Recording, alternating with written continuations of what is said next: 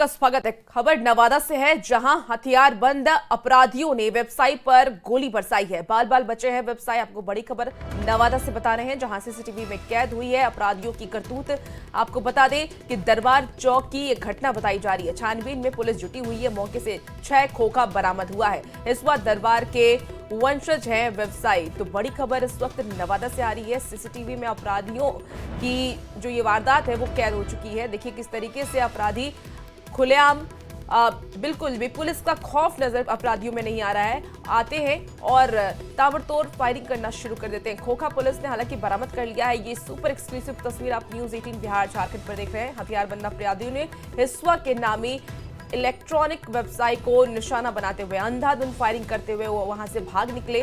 और ये CCTV footage इस वक्त आपको टीवी स्क्रीन पर दिखा रहे हैं। इस पूरी घटना का सीसीटीवी फुटेज देखिए सामने आ चुका है, जहां 2 अपाचे बाइक पर 6 की संख्या में अपराधी आते हैं और व्यवसायी से विवाद के बाद अंधाधुंध गोली बरसाना शुरू कर देते हैं और वहां से आराम से वो निकल भी जाते हैं। इस गोलीबारी में विश्वराज दरबार के वंशज व्यवसायी नीरज प्रकाश लाल और उनके भाई नवीन कुमार बाल बाल बच गए हैं। अपराधियों का सारा करतूत दुकान और आसपास लगे सीसीटीवी कैमरे में कैद हो गया है। हालांकि सभी अपराधियों के सिर में हेलमेट पहने होने की वजह से पहचान में पुलिस को दिक्कत हो रही है। पुलिस दुकान में लगे सीसीटीवी का देखिए हार्ड डिस्क जांच के लिए अपने साथ वो ले गए हैं। तो कुछ जो अपराधी आपको दिख रहे होंगे जिनके सिर में हेलमेट है, कुछ अपराधी के सिर पे हेलमेट नहीं दिख रहा है। हालांकि पुलिस अभी जांच कर रही है। इस घटना के बाद इलाके में दहशत का माहौल देखा जा रहा है।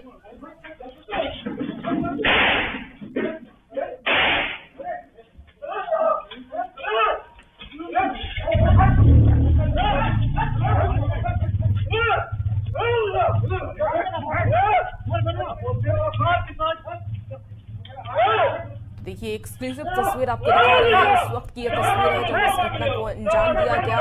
लॉ एंड ऑर्डर का बिल्कुल भी खौफ अब अपराधियों में देखा नहीं जा रहा। खुलेआम व्यवसायी को निशाना बनाया जा रहा है और इससे लेकर के कई सवाल भी खड़े हो रहे हैं कि आखिर बार बार व्यवसायियों को ही निशाना आखिर क्यों बनाया जा रहा है। गोदाम को बढ़ा करके इधर से आकर इसी बीच में देखे कि 2 मोटरसाइकिल से लड़का क्या हम के अंदर से अपना ऑफिस से निकल करके क्या बात है, तो हमको 2 स्विच चाहिए, 2 स्विच जो हेवल्स का 2 स्विच दीजिए भैया। कौन सा मॉडल चाहिए? तो कल कहना दीजिए ना कोई सैंपल के, जो बताओ जो लगेगा वही देंगे।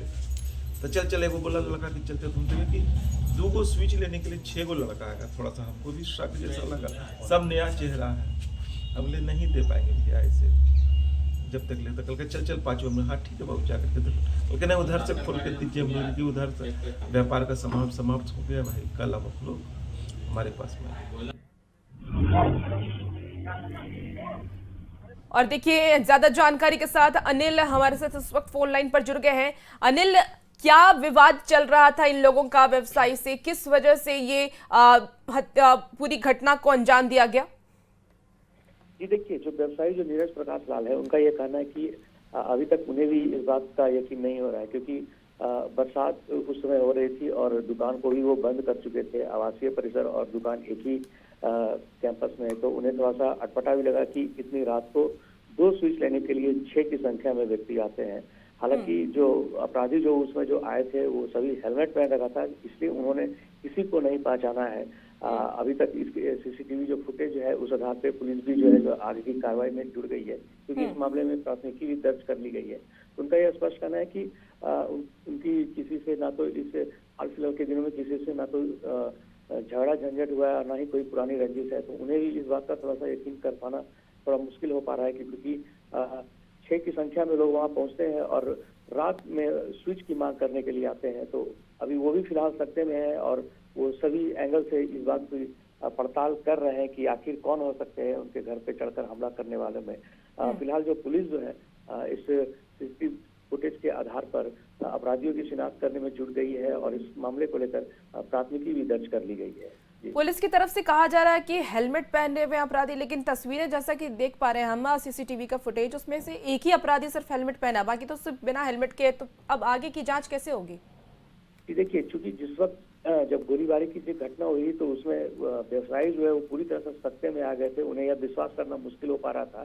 तो वो उसमें भय के एक माहौल में थे और इस कारण उन्होंने कई लोगों को पहचाना नहीं और एक दो हेलमेट जो उनके आवासीय परिसर में भी छूटे हैं, तो उस दौरान उन्होंने किसी को वो पहचाना नहीं है, मगर उन्होंने जो हुलिया जो है वो पुलिस को जरूर बताया है। अनिल, जिस व्यवसायी के ऊपर ये गोलीबारी हुई है, क्या उनको लेकर के सुरक्षा के कुछ इंतजाम प्रशासन की तरफ से किए गए हैं?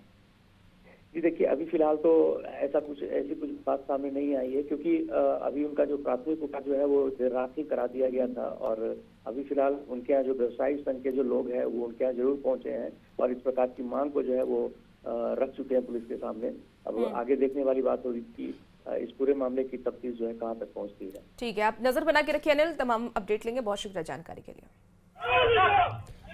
देखिए, ये तस्वीरें आपको दिखा रहे हैं, ये नवादा से ये खबर सामने आई है जहां सीसीटीवी में अपराधियों की जो ये करतूत है वो कैद हो गई। देखिए किस तरीके से ये अपराधी 6 की संख्या में आते हैं और बेखौफ अंदाज में नजर आ रहे हैं। बिल्कुल भी लॉ एंड ऑर्डर का, पुलिस का कोई खौफ नजर नहीं आ रहा है। आते हैं, ताबड़तोड़ गोलीबारी करते हैं और वहां से निकल जाते हैं। हालांकि जो 2 बाइक से ये अपराधी पहुंचे हैं और विवाद किस वजह से हुआ इसको लेकर के भी फिलहाल पुलिस जांच कर रही है, तफ्तीश कर रही है। पुलिस पहचानने में जुटी हुई है कि आप अपराधी हैं कौन, लेकिन कारोबारियों पर लगातार इस तरीके के हमले इन दिनों देखने को बिहार में मिल रहे हैं। किस तरीके से फिल्मी अंदाज में देखिए ये फायरिंग करते हैं और वहां से निकलते हैं, उसकी तस्वीर आपको टीवी स्क्रीन पर दिखा रहे हैं। तो नवादा से ये खबर सामने आई है और इस खबर के सामने आने के बाद अब आसपास के इलाके में भी हड़कंप मचा हुआ है, लोगों के अंदर खौफ है, क्योंकि जिस सुशासन के सरकार की बात नीतीश कुमार करते हैं वहां बेखौफ अंदाज में अब अपराधी गोलीबारी फिर से करना शुरू कर चुके हैं और इसे लेकर के देखिए अब तमाम सवाल लॉ एंड ऑर्डर पर भी खड़े होने लगे हैं कि आखिर पुलिस का खौफ अपराधियों में क्यों खत्म होता जा रहा है। लगातार इस तरीके की गोलीबारी की खबरें क्यों सामने आ रही है। अलग अलग जगहों से हम देख रहे हैं इन दिनों लगातार गोलीबारी की खबर सामने आ रही है, खास करके व्यवसायियों को निशाना बनाया जा रहा है।